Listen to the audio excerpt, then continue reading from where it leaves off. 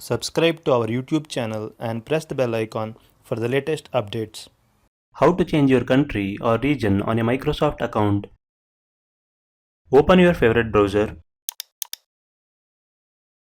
Go to Microsoft.com.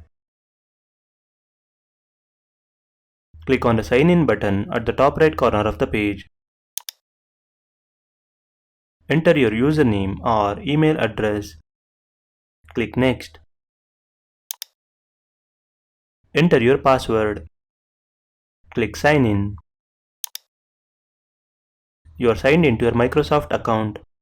Click on the profile picture at the top right corner of the page and select My Microsoft Account to access your account dashboard.